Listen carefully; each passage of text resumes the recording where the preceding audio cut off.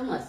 Kırgızdın kımızında anın sostavında 95% sinirүүчү пайдалуу заттар бар. Витаминдер А, Е, С, В тобу. Минералдар, темир, йод, жез, майлар жана тирүү сүт кислотасы бактериялар бар. 1858 жылы профессор Постников ушул кымызды изилдеп чыгып илимий эмгектерди жазган. Мына ошол илимий эмгектердин негизинде атайын курорттар ачылган. Кымыздын кандай пайдасы бар? Кымыз тамактандырат. Жогоруда айтып кеткен витаминдер, минералдар бул баары бизге тамак болуп саналат. Кымыз денени чыңдайт жана органдарды жаңылайт. Кымыз менен дарыланып жатканда сөзсүз түрдө албетте диета режимин кармоо керек.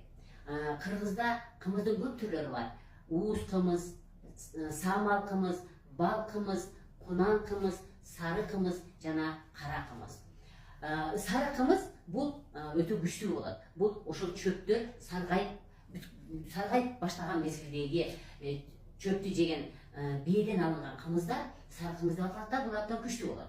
Ал эми кеч күздөгү чөптөрдү жеп ошондон бээден алынган кымыздар, булар кара кымыз болот дагы, бул аябай коюу болот. Эми ушул жерден урматтуу мекендештер айтып кетейин, самал кымыз жөнүндө көбүрөөк сурашат. Албетте, самал кымыз, уус кымыз. Уус кымыз бул бээ жагы тууганда ошондон биринчи сүтүн уус кымыз болот.